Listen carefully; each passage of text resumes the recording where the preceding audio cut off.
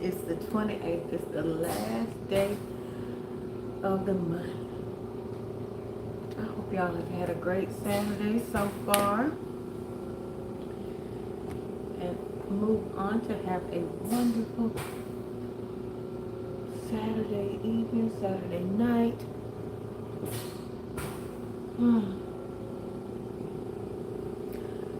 I'm a little bit tired today. Not for any particular reason. I slept great. I even took a nap today. Oh.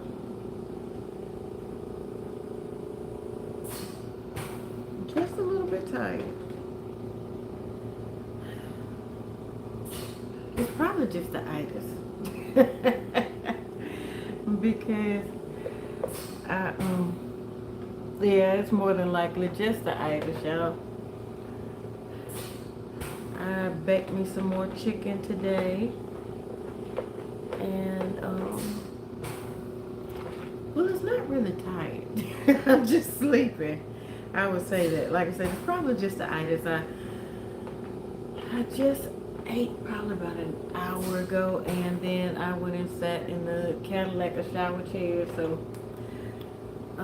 yeah, that's probably what it is. I did things in reverse a little bit tonight because last night I was a little bit late getting in the shower, so therefore I was a little bit late going to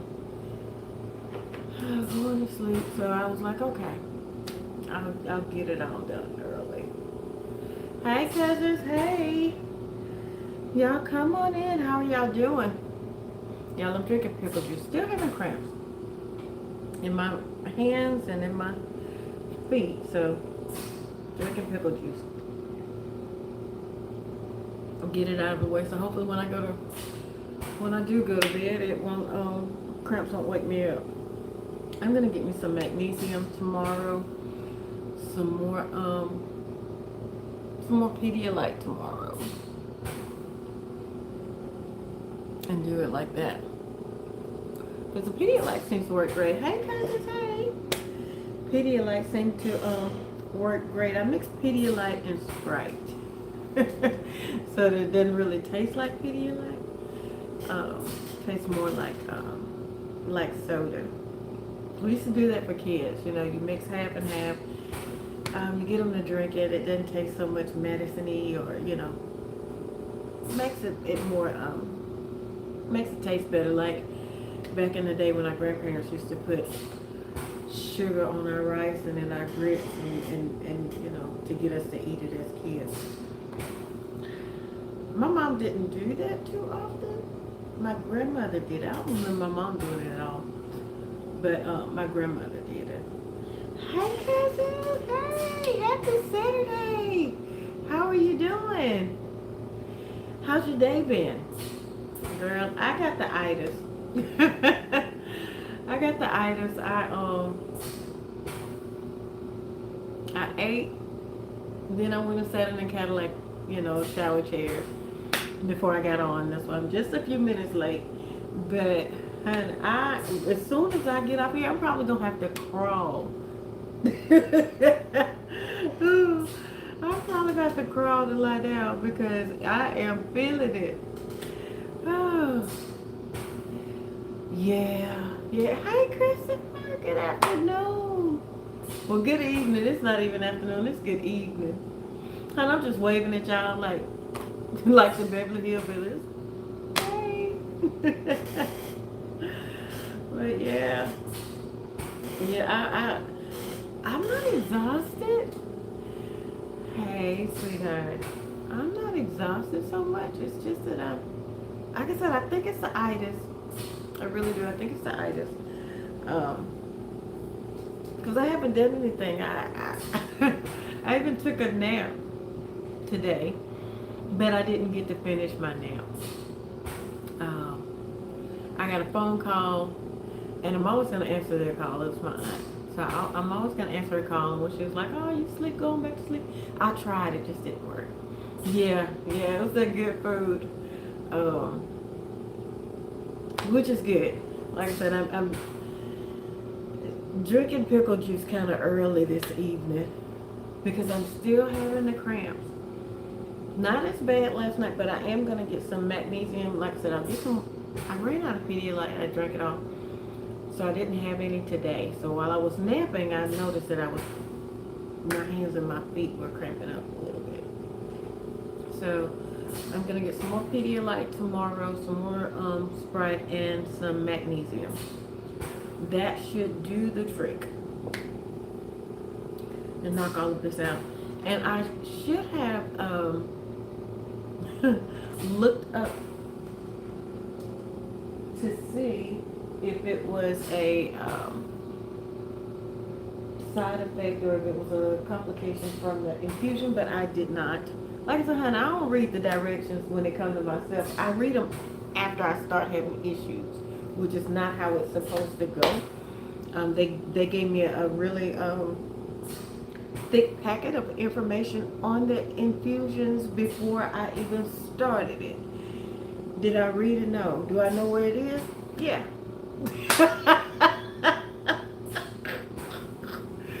I'm telling you, it's hard to get out of being so stubborn and as my granddad would say, ass backwards. But I'm learning. I'm learning in reverse. Y'all, I'm looking around because I thought I heard Milton Leroy. I don't think he's locked anywhere. Hold on a minute, yeah. Okay, I see you. He is on a shelf. Oh, it's for cramping.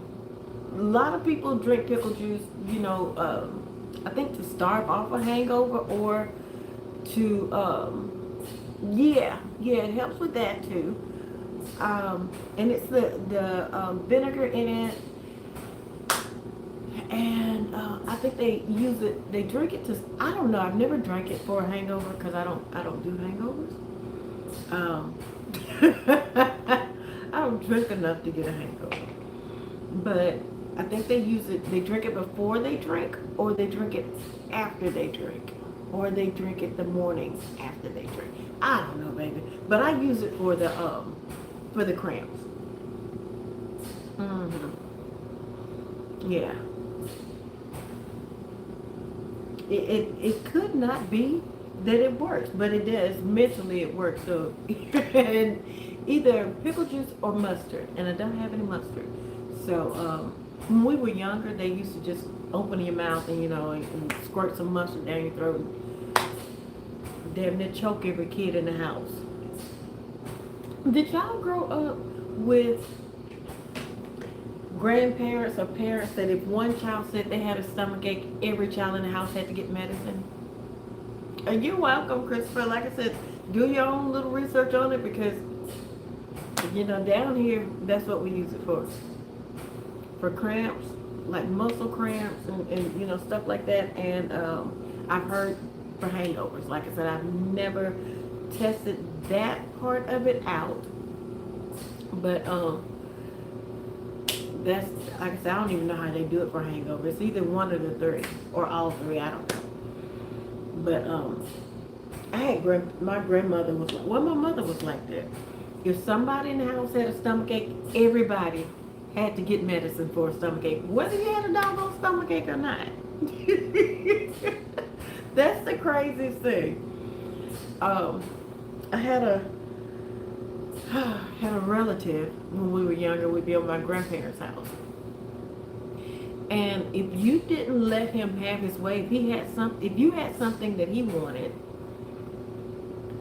he would, and you didn't give it to him, he would go and tell my grandmother that he couldn't go to the bathroom, he couldn't have a bowel movement, right? Back then they had those suppositories that looked like red suppositories that looked like footballs. They came in a huge jar. There's about 5,000 of them in that doggone jar. Hey sis, how are you doing? How are you doing? I hope you're having a great Saturday so far. It's almost over. I hope it's been great so far. And so this relative would go and tell my grandmother that he couldn't have a bowel movement.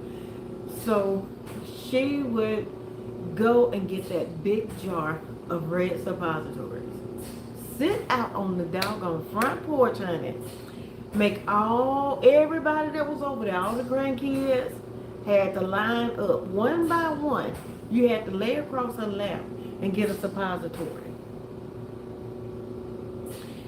The relative that started this whole, thing would go first to get his over with so he could laugh at everybody else, right? Well, as soon as I would see that big jar of suppositories, I would just take off running. Now they got, my cousins and everybody trying to catch me, to drag me on the porch. That's the craziest thing. And here's what makes it even crazier. You got 15 to 20 kids that you've given suppositories to, right? You have an outhouse. One outhouse with 15 to 20 kids that you've given suppositories. Never understood that. Even to this day, it does not make sense. But my mom would do the same thing. That's how she came up, because it was her mother that was doing it to us. But yeah, at least my mom was sitting out on the front porch in front of God and everybody, to see. But yeah, she did the same thing. And I don't even know if anybody had to complain around my mama. It was just like a periodic thing. The suppositories, the castor oil, and what was the other one? Cod liver. Because I still do those today. Cod liver oil and castor oil. Not as often as my mom did them. And they don't taste bad to me. It didn't taste bad to me then. My mom would always put sugar on the spoon, pour it over it, and therefore, you get a mixture of the sugar and whatever oil she was giving you. But like I said, it never tastes bad to me. It still does not taste bad. I don't have to put any sugar on the spoon when I take it now. And I probably do it like once a month. I don't know. Again, that's my own stuff. I don't know how it's supposed to go. Because I don't read the instructions. Let the ancestors tell me when I need it. But did any of y'all have that issue? Or do you remember the red suppositories? Or was it just an Alabama thing? I'm thinking not. I am thinking not because, oh Lord, too many came in that jar. And it was like the jar I never saw that jar even half full. It's not even like you could see them dwindling down, you know what I mean? To where you think you could breathe a little bit easier. I never saw that jar, her make a dent in that doggone jar. And that's both of them. I never saw, yeah, even with that many kids over there. I never saw that jar dwindling down. I never saw an empty jar. So yeah, I don't know how that worked. Or maybe it was the times that I wasn't over there. But it seemed like every time I was over there, or every other time I was over there, we had to line up. And like I said, I was not one that was going to wait on that. They had to catch me and they would drag me up on the porch. And I mean, my grandmother didn't care if it was company over there or not.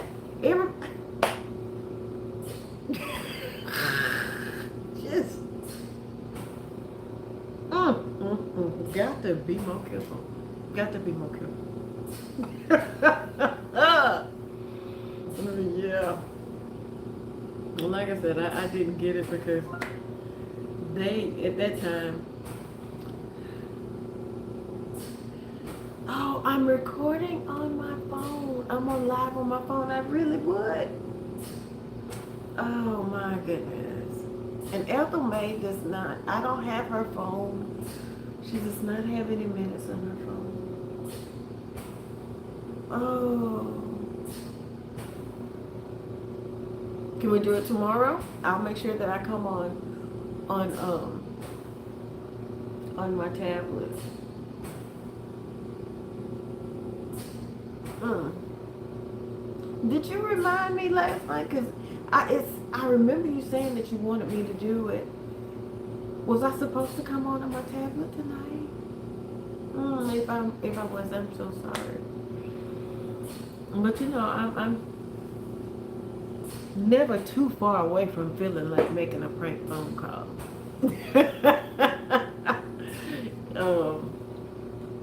Doggone it. And I don't know.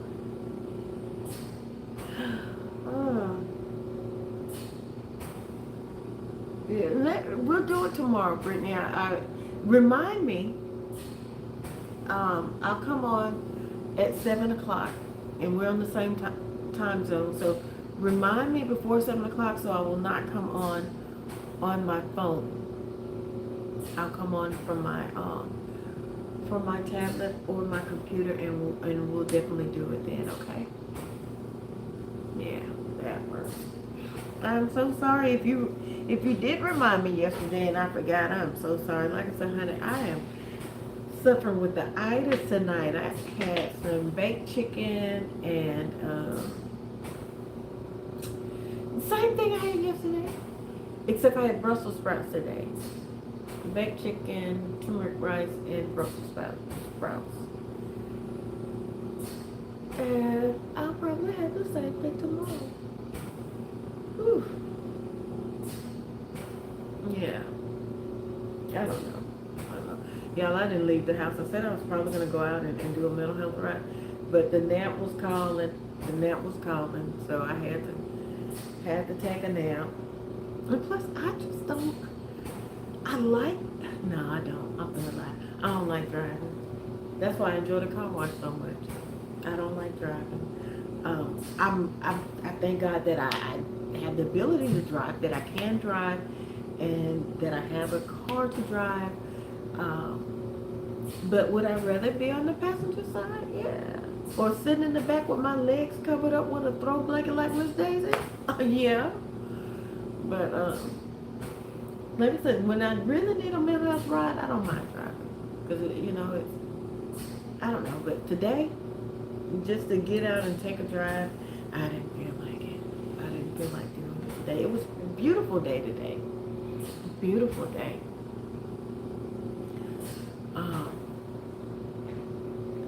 But no, we enjoyed it from inside. I didn't even open up a door today. I haven't even got my mail today, which I need to do before I go to sleep. But yeah. And y'all, I'm sick. I don't know. Like I said, Milton Leroy is still feeling the effects of that catnip that he had a few days ago. He's got to be. Because he's now he is tucked. He's laying on a shelf up under my desk. I can see his feet sticking out. So when I was looking around like I hear something, I'm looking the wrong way. Because I can't hear. I only have 20% of my hearing in my left ear. I don't know if I told y'all that I had visually impaired and hearing impaired. Hearing impaired. Yeah, but that's my fault. When I was working as a nurse, I have always, used a Q-tip in my ears, right? And in the hospital setting, clinic setting, the Q-tips stick. It's that long, right? Because you use them to swab throats and, stuff like that. So I was getting ready to go. I was in charge of the treatment room. So I saw that someone had done an ear lavage and had left, they didn't clean up after themselves. And since I was over that area, I was like, okay, let me put my stuff down and clean up before I walk out. Saw the Q-tips and my ear was itching. So now there's a cabinet, the cabinets on the wall, like in the in the exam rooms, there are cabinets up on the wall. So there are cabinets all over the wall in the treatment room. I have a Q-tip in my ear. I'm holding on to the end of it. I bend down to put something on the lower part of a shelf in the cabinet. And when I come up, my elbow hits another part of the cabinet, which forces the Q-tip into my ear, rupturing my eardrum. Had to have 2 surgeries on my ear. The doctor that I work for told me if he ever catches me with another Q-tip in my hand, that would be my last day at work. That's how bad it was. Yeah, it was really, really bad. Yes. Well, it was not like it was instant pain, because I'm thinking there were other people in the building with me. Thank God there was still a doctor there, and the nurse who left the mess was there. And she was like, I was coming back to clean it up. Anywho, so when I realized what had happened, because I could like hear like air when I removed the Q-tip, and I saw, a little bit of blood on it. So I'm like, okay. And I'm thinking that I'm being really calm. Hey, sis, hey. I'm thinking that I'm being really calm by calling out the nurse's name that's still there. But they said what it sounded like to them was, I was screaming her name out. So the nurse and the doctor, they come running. By this time, it started bleeding, and it's running down my scrubs, side of my face, down my scrubs. And I'm still thinking that I'm calm, and I'm telling her what happened, but they said the whole time I'm just yelling and screaming. So they get me cleaned up. The doctor that's still there, she looks at it, and she said, okay, it's really a mess, but I'm going to give you some ointment to put in your ear, and I'll check it out in the morning. All night I had excruciating headache. Get to work the next morning. And again, I have this experience with doctors. Get to work the next morning, and now I am able to taste the eardrops. I can actually, whatever, I'm putting the eardrops in my ear, I can taste it. And then I have a foul taste in my mouth besides the eardrops.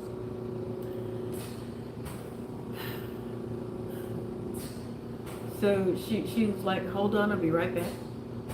She tells me that, hey, I just made you an appointment for with the ENT. They're waiting on you. Leave work, go see the ENT. And he was like, this is bad.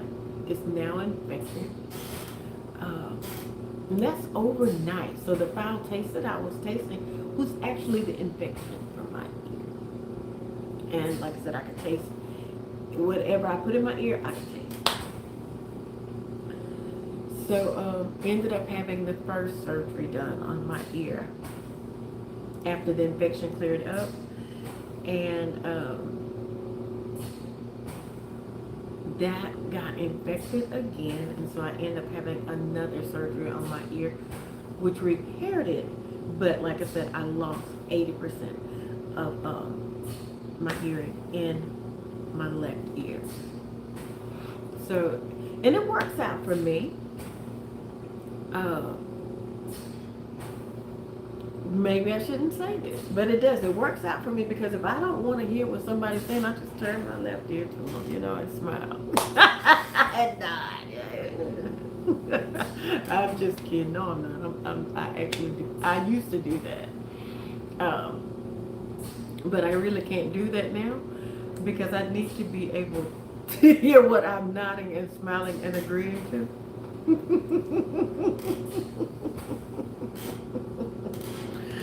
But I did. I've done that in my marriage a few times, when I was married. If I didn't want to hear what was being said, I didn't want to hear you fussing, talking. Oh yeah, just turn my left ear to him and have a great day. And the doctor that I was working for, the one that treated me that afternoon, she worked in the practice too, but I primarily worked for another doctor there.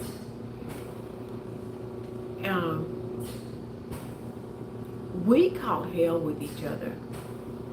He mumbled when he talked, and because I was already a low talker, now that my ear was all jacked up, I could hear myself talking, so I talked even lower.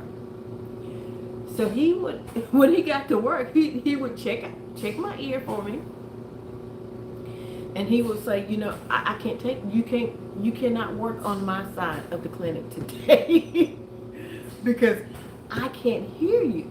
I can't hear you. And I'm like, hey, that's fine with me. I've never been able to understand what you were saying with all that mumbling you were doing. I've always had a great relationship with the doctors that I work for. If I had a bad night, if he had a bad night, we had no problem letting each other know that, hey, I've had a bad night. I don't want to, you know, I don't want to work with you today. Hey, Tony! Hey, thank you. Thank you. I don't want to work with you today.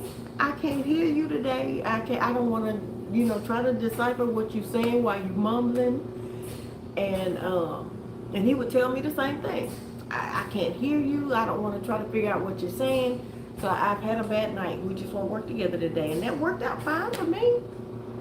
And a lot of people were like, I can't believe you would say that to him. I can't believe you would be okay with him saying that to you. It's fine. I can't hear.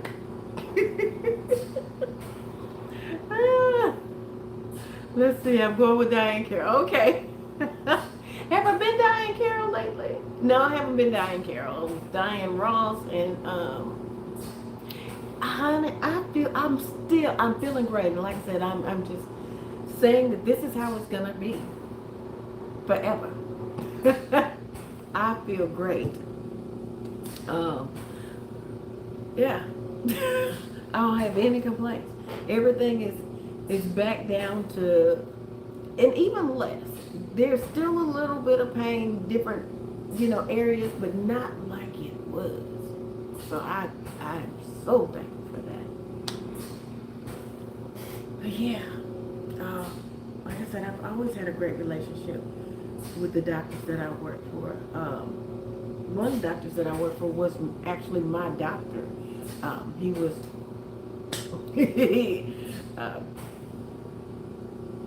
my birthing doctor, so, you know, he delivered me. So yeah, and that was the one that I could say anything to. And he could say anything to me. But yeah. That's how I lost my hearing. And, you know, I was born legally blind, so, and I have astigmatism in my right eye. That is passed down from my mother, that I pass on to my children. So, they always say, you know, when one sense is diminished, then your other sense is heightened. Not in my case. Both of mine are impaired. And I've lived forever with it. So, like I said, my sight has gotten worse because of the sarcoidosis. But I wear glasses, for y'all that don't know. I do. I wear glasses. I wear corrective lenses to drive and to watch TV. And since I don't watch TV, I don't wear my glasses inside. So yeah. But it is time for me to go and have another eye exam. My last eye exam, nothing had changed, but I can tell that this time things, you know, it's not going to be the same. I've been wearing bifocals since I was in elementary school. Like I said, I've been legally blind all my life. So I thank God for the compressed lenses too. They were trying to get me to get lenses with the biter, you know. And I'm too thrown off to wear those. I walked right out of eye doctor's office and fell down the stairs with those glasses on. I'm talking about right out of the door. Right out of the right out of the door, fell right down the stairs in front of the office. Maybe they got me up. They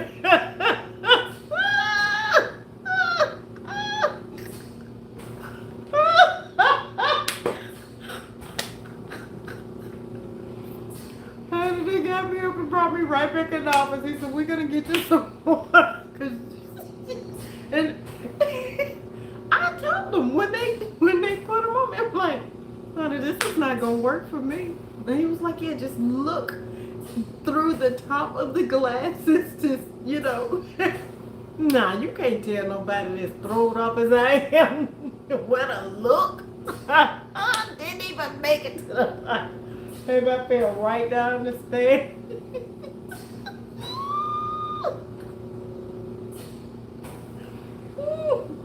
And I also play, you know, pranks on my doctors too. Like that same eye doctor. He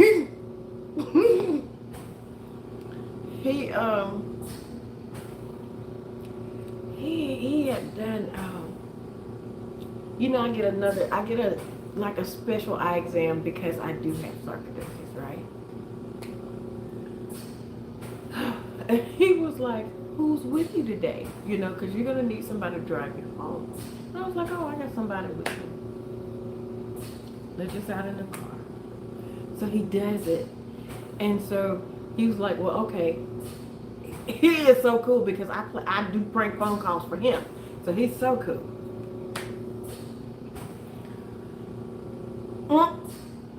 Yep. So he said, "I'll help her to her car. You know, I'll help her outside to the car." So I knew that the person that had driven me there had walked next door. They were in the shop next door, and I told them I would text them and let them know when I was, you know, coming out so they could meet me at the car. Well, I decided not to do that so that he could help me out to the car. And when he got out there, he wouldn't see anybody there. I wanted to see what he was going to do. So when he helped me out to the car, he's trying to take me to the passenger side. I'm going, you know, trying to feel my way around to the driver's side. And he was like, "What is going on? What? You don't have anybody here?" Honey, that man was out there freaking out. I was laughing my butt off. And just so happened, the person that drove me there saw me out there fiddling around the car like Ray Charles, you know. They came bursting out of the door like, "What happened? What's going on?" Yeah.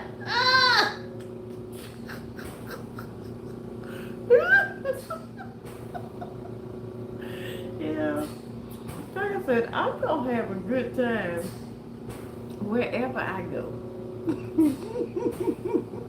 Whether it be the eye doctor, everywhere I go. Yeah. Usually he blocks off the time after my appointment, like the hour after my appointment, so that I can make prank phone calls for him. He gets the staff that can come, you know, gather around with us. His military friends got me calling, you know, other doctors and saying stuff to them. So yeah, I have a good time. So I figured it was, you know, I need to give him a taste of what it's like.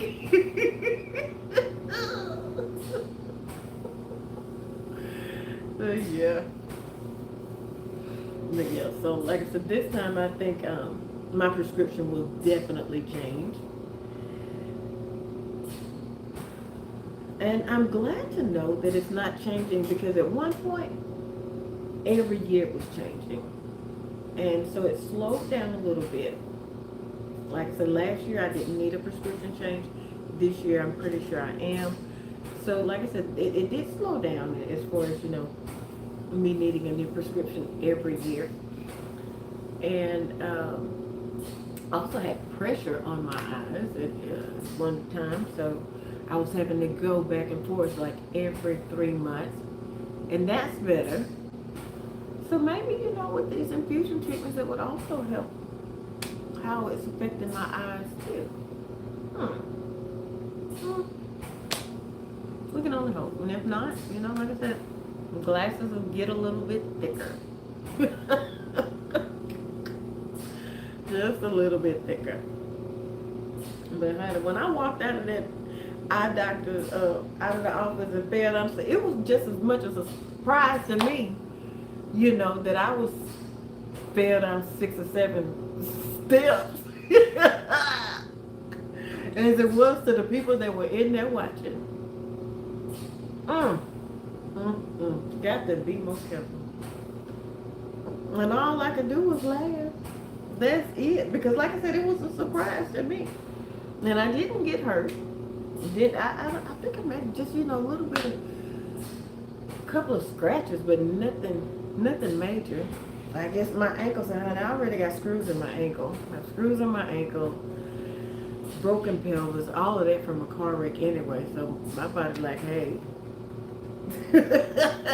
we can't afford to break nothing else, so we not.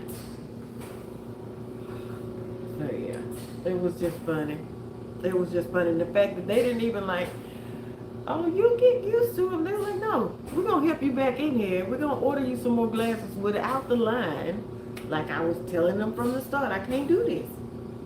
I cannot do it. I don't understand.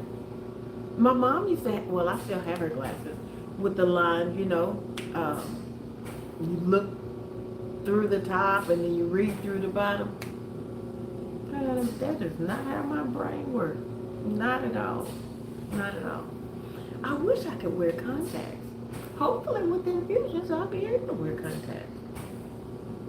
But then I'm gonna have to get over the putting them in and taking them out. More so than my eyes not being able to wear them because I have, sometimes my eyeballs I have, swelling, and they call it mud knives. But I don't know if I'll be able to put them in and take them out. Because I was 29 years old when I got my ears pierced.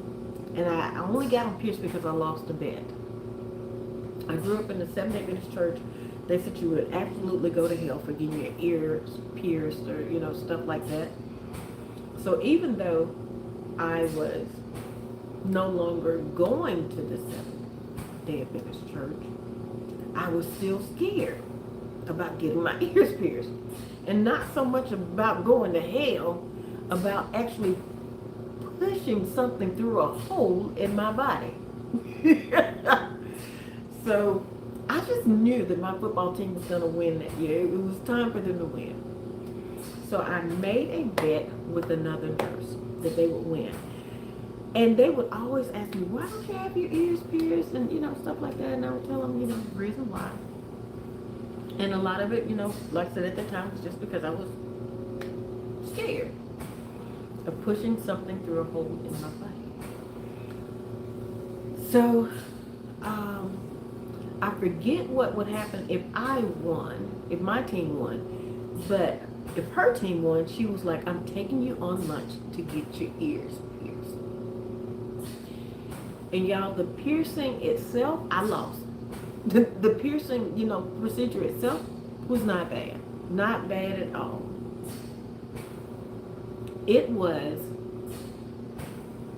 now you have to turn them every so often. You put the solution on it and you turn them. I was working in pediatrics. I saw what can happen if you don't do it. And I'd also seen where babies, toddlers, even teenagers would come in with their earrings embedded in their ears. So I knew I had to turn it. Even the turning process was not bad at all. It would make me queasy. It would make me sick on my stomach a little bit to do it, but I knew I had to do it. And it wasn't that painful. It was the fact that I had something I had to push, it was something that was going through one end and out the other that would make me. And now I know I was having anxiety attacks then. Because I would sweat, be short of breath, sick on my stomach, heart palpitations. So what I would do, when it finally got to the point where I could change my earrings or take them out, I would have to take my earrings to work in my pocket. Or I would have to get my daughter to put my earrings in because I couldn't do it. And still today, I cannot do it like stand up in the mirror and put earrings in. I have to do it, not looking. And I can do it. If I do it while I'm looking, it still causes a little bit of that because you're actually pushing something through a hole in your body. Go figure. Well, like I said, it's not as bad now, but I still feel it a little bit. So I know I could not do the nose ring. And I had just left the buffet with one of my little babies at the time. The big babies at the time. And she had a nose piercing that she had just gotten. No, she didn't just get the nose piercing, but she had a new nose ring. And it had like a spiral thing on it. So she would twist. We were getting ready to go. Now I just left the buffet, been up in there for hours, right? We get in the car, I'm driving. We get in my car. And she said, look, Ma Sharon. And I look over there. And she has this thing twisted up. And she's twisting it back down into her nose. Honey. Open up the door, sick on my stomach. It was a wrap. Now she's sitting over there crying. I'm so sorry, I didn't know. If I say I can't take it, don't do that around me. That is exactly what I mean. Hey, gamer, how you doing? Where have you been? Where have you been, cousin? I haven't seen you in a month of Sundays. Now, granted, I did change from morning to evening. But where you been? How you been doing? Oh, I'm so glad to see you.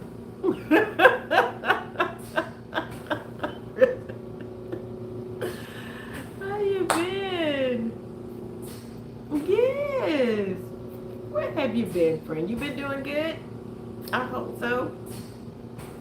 I'm feeling so much better. I don't know the last time that we saw each other, but I'm feeling so much better than I was then. I'm pretty sure, because this is the best I have felt this year. I hope you've been doing great as well. I hope we've just been missing each other because of the time change. Well, you know why I changed the time from morning to evening. But yeah, so stuff like that, I can't do. And I can't watch somebody else do it. So therefore, me trying to put in contact might cause me a couple of issues, but I would really like to know what it's like to be able to wear a pair of non-prescription shades, because I always get the transition lenses in my glasses. But, to be able to drive without, just to, I would really like to know. But I would have to get Milton Leroy to put them in and take them out. So I don't know. Thank you so much for stopping by to check on me. I appreciate you. I love you so much. Thank you. Yes. I know. Yeah, that's a cousin. That's a family member. Thank you, gamer. Come back through and let me know how you're doing from time to time. I appreciate you coming in tonight. Great seeing you. Thank you. But yeah, so I don't know how I would, because you're not supposed to sleep in them. And y'all know sometimes I take involuntary naps. I don't know that I've been asleep until I wake up. So I don't know if naps count as sleeping in them. No, no, he's not. No, no, Gamer is not stranger danger. But yeah, so I don't know, but I would love to, you know, to know what that feels like. Yes, to know what that feels like to, I don't guess it's really jump up and go because you still have to put the contacts in. But like I said, to be able to drive without uh, all that stuff, all that stuff. And maybe I should put that on my bucket list because I don't, like I said, I just don't foresee me being able to take them in and well, put them in and take them out on my own. Maybe I'll somehow get grown and be able to do it. I think I'm grown other times and do stuff that I probably ain't got no business doing. But so maybe I'll get grown enough that I can put in my own contacts and take them out. Because if not, I will be down there at the fire department, honey, getting them to take them out for me or put them in. But I'll be calling the ambulance. Can y'all please take my contacts out? Y'all know, I don't mind calling 911, even though they told me to stop calling them.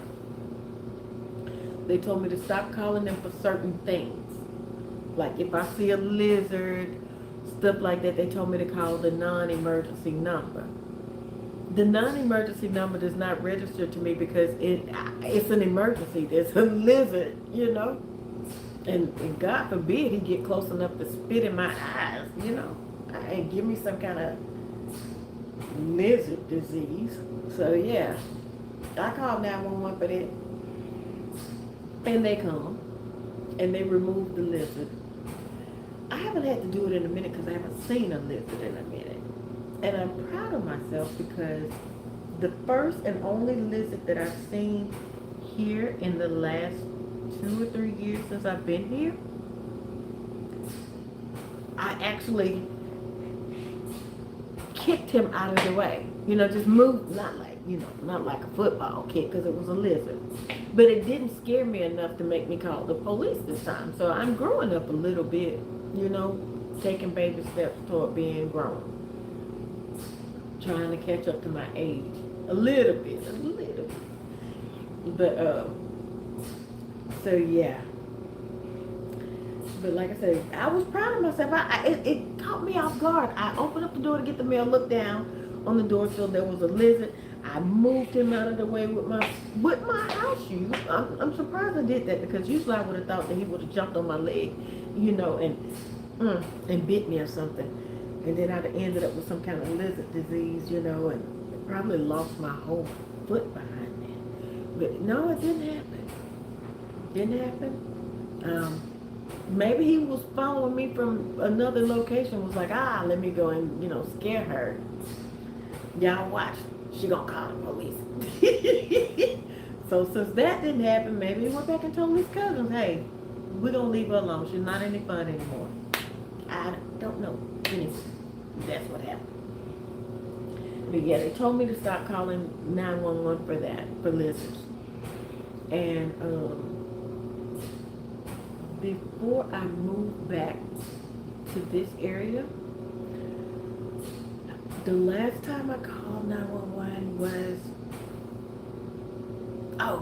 when I was clipping my little boy's nails, and the cat came over and startled him. He moved. I was already in the motion of clipping the nail, so it cut it. It was short. So he's yes, yes, one of them incurable ones. You know what I mean? So I don't want to know what that feels like. I don't want to find out. I got enough going on, so I think just avoid the lizards. Just call the law. So I didn't per se say that it was my Jack Russell. I just said I was clipping my little boy's nails, and I cut him too, I clipped him too short. Now I can't get the bleeding to stop. I did actually try to get the bleeding to stop on my own. He was laying up in my lap like he was, like losing consciousness and stuff. So, yeah, I called 911. They came, and I did offer to pay them when they got there. I was like, hey, this is actually my little boy, the Jack Russell, and I will pay you for coming. And he was like, oh, it's okay. It's okay. I've done it before. Let me go out here and get something, He said, it's okay. He got the bleeding to stop, bandaged up his little paw, and bless his heart, he was pitiful. But he was always, Milton liked attention, He knew that he could get me to do whatever he wanted me to do anyway. But being hurt, and it was my fault, he was eating oatmeal pies for days. The neighbors were bringing him oatmeal pies. Everybody was coming to check on him because they, knew I had to call the ambulance for my dog. And everybody knew. Everybody knows how I feel about my pet children. They part of the family. And like I said, all of my pet children live a long time. Mr. was almost 16. My granddaughter, she was almost 23. My Doberman Pinscher, she was 18, going on 19. Mason, he had kidney, when he was 6 years old, we found out that he had kidney problems. So he still made it to 12, and that was within those 6 years. He had 2 surgeries, and we were trying to do everything we could to help him, to prolong his life. But yeah, he went into full kidney failure at 12. So, and that's still a long time, with kidney disease. So, yeah. So, yeah. So me calling the ambulance for Mr. was just part of it. Either that, I was going to take him to the nearest emergency room, and I don't mean like that emergency room. The first one I got to is where I would have pulled into. Because he milked that for so long, he ended up limping on the wrong leg. That's how long he was milking that.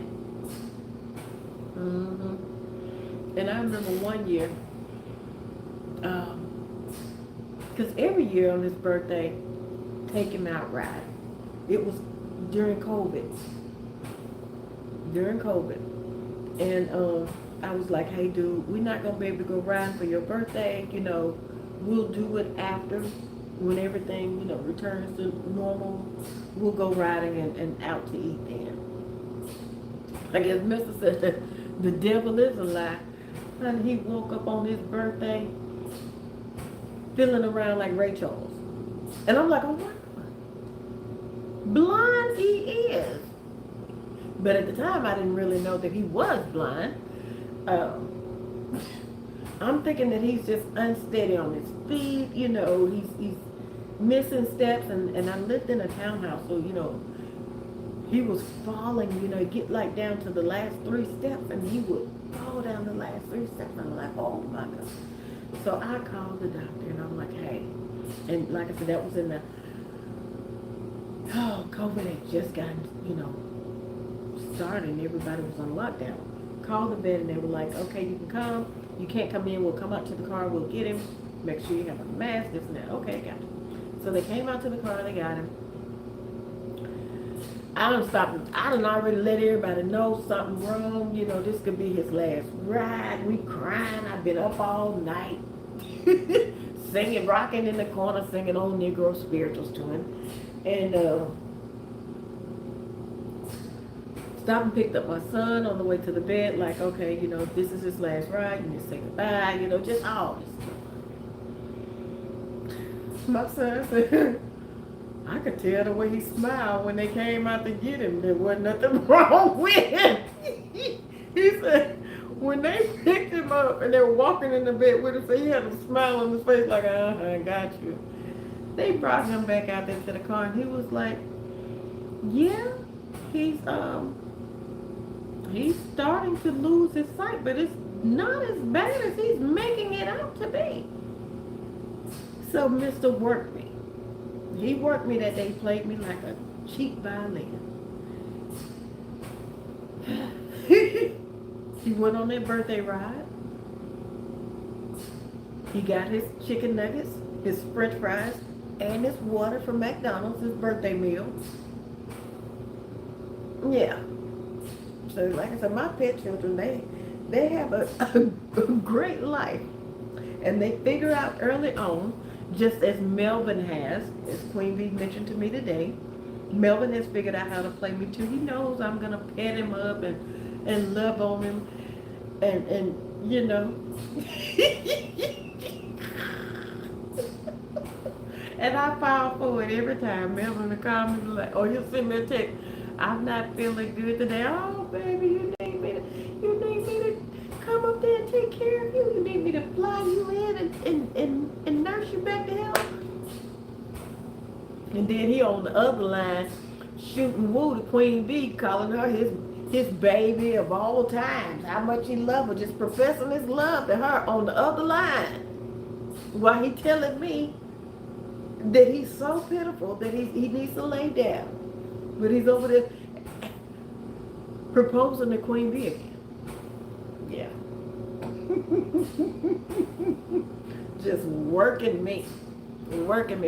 Like I said, playing me like a cheap fiddle. Lord have mercy. But y'all know I still got the itis. I'm still feeling it. Even though I sat up here and laughed, I was thinking, when I was laughing, I was like, oh, I'm gonna be wide awake when I get off of here.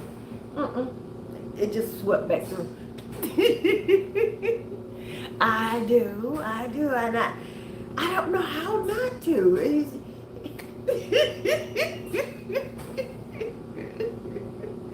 Now,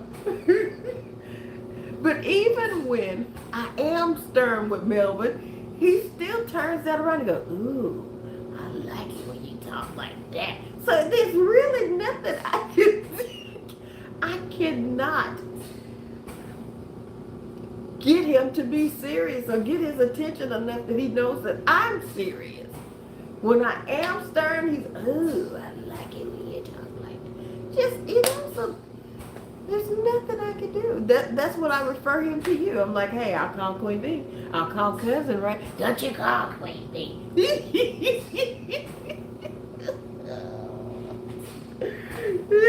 Don't you tell her what I said. But then, like I said, unbeknownst to me, he's on the other line talking to you already, professing his love. Girl, I'm telling you, Leah, it's going to get a lot worse. As they say, it's going to get worse, sir.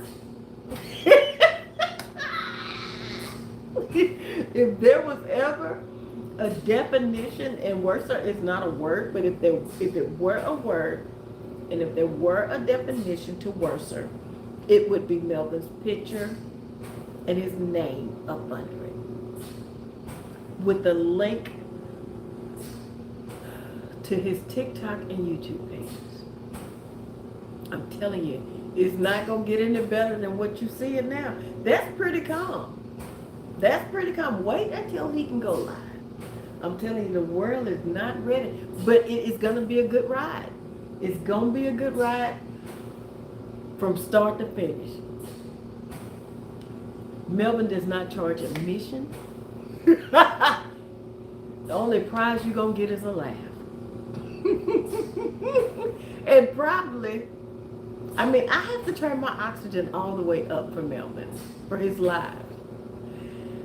There are videos, clips of me laughing to the point where I could hear Queen Bee saying, wait a minute, is Denise all right? But Queen Bee has a clip. That's what a clip is. There's a clip on Queen Bee. There's a clip of Melvin's when he came back from Thanksgiving. All, dotted up and marked up and boogered up.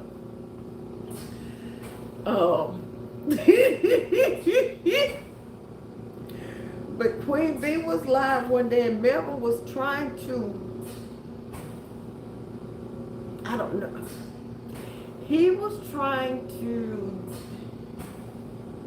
Queen Bee, what's the word that I'm looking for? What's a gentle word that I could use to describe what he was trying to describe to us?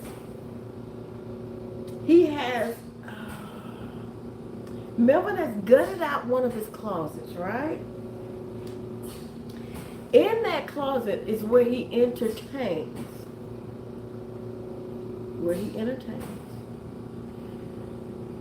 And there is an apparatus in that closet. He got strobe lights that blink different colors, that they blink in with the music that's playing.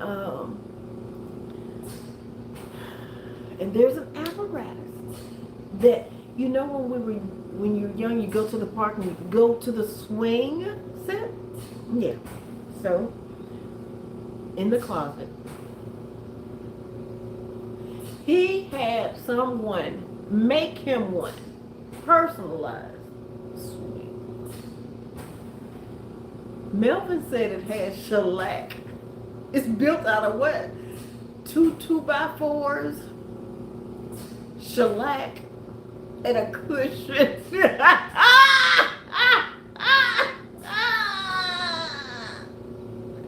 And he was trying to describe it.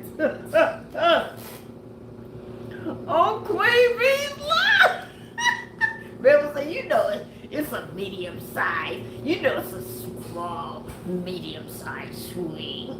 The guy talking about this shellac. Queen Bee said, wait a minute. You mean to tell me? I think I had lost it by then. I had lost it. When he said shellac, I had lost it. And then he doubles back around and say, it's a small, you know, it's a small, medium-sized swing with a cushion. And he was telling about the construction of it, 2x4s, 4x4s, or something. And I was done. I was done. After Melvin's live on Wednesday and Friday, y'all, my chest, my stomach, my back, my neck, my shoulders, everything above my waist is sore. Usually, and Queen Bee said the same thing, we usually have to sleep, we have to recover from Melvin's live. And they're only like an hour or two at the max, 3 hours long, but mostly an hour or two. You've never seen so much mayhem and heard and seen so much mayhem and foolishness in that short time span as you will on one of Melvin's lives.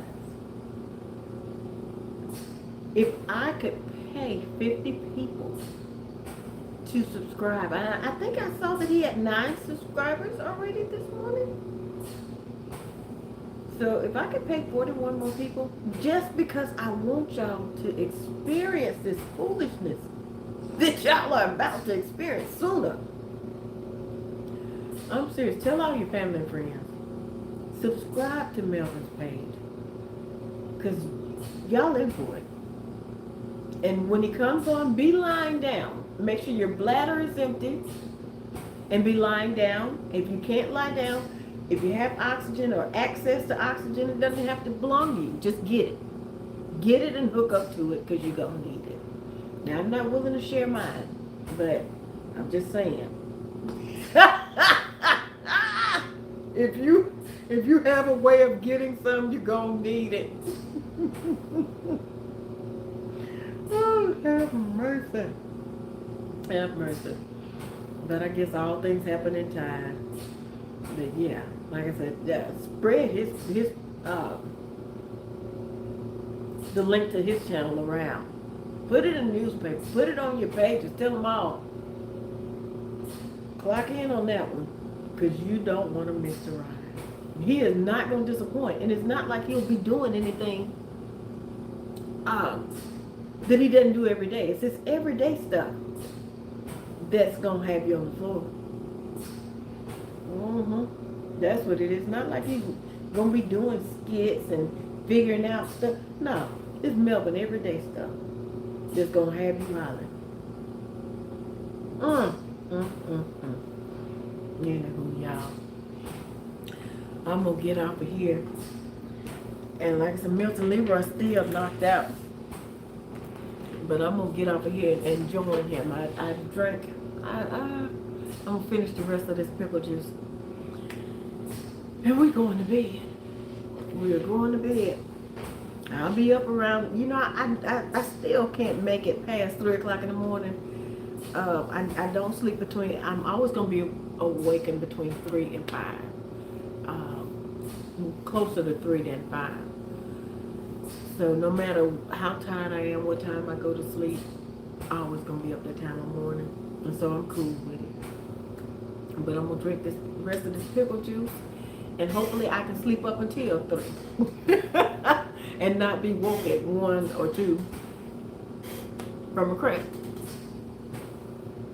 But I love y'all. Thank y'all. Like I said, we made it to the last day of February. So now I have more days in February that I went live than I didn't. And I had that the other day. But, now that I'm feeling better, we just, keep this thing going. I'm having a good time. And I'm having a super, super, super good time because I feel good. I feel great. So, yeah. Let's see what the rest of this journey is going to entail. And y'all listen. I feel like everyone needs to be sharing their journey. It doesn't matter what your journey is. I feel like everybody needs to be sharing their journey. I live to have no regrets. No shoulda, coulda, wouldas, no none of that. When I put my head to the pillow every night, I live to have a day of no regrets. Because at the end of the day, they're just my regrets. People may sympathize, like, oh, I wish you had done that. I'm sorry that you feel like that. Or, maybe next time. That's all they can do. At the end of the day, I have to live with those regrets, So that's why I decided a while back that I'm living to have no regrets. So if you're thinking about starting a YouTube channel or TikTok, or do it, because you never know whose life you will impact. You may think, oh, nobody want to hear what I have to say. Nobody's going through this. I can promise you somebody will want to hear what you have to say, and someone is going through it. And if y'all are at the same stage in what you're going through, you can hold each other's hand, If you're at a point, ahead of them, you can guide them along the way, So consider that. Consider that someone needs to hear your story. Someone's journey is depending on you to share your story, I'm telling you, whatever y'all do, let me know. I'll be right there. I'll be right there. But think about it. Think about it. And it's not even share your story, whatever you want to do. Do it.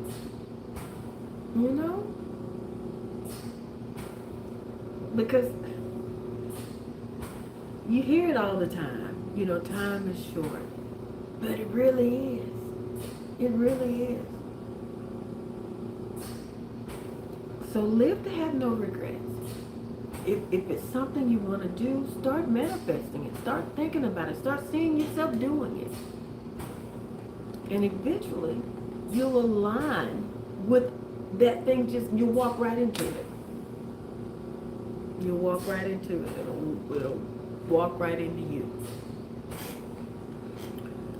But take that into consideration. And I would, it's not even that it's the age that I am, that I feel like time is short. From birth, time is short, because none of us know. Like, tomorrow's not guaranteed. The next second is not guaranteed.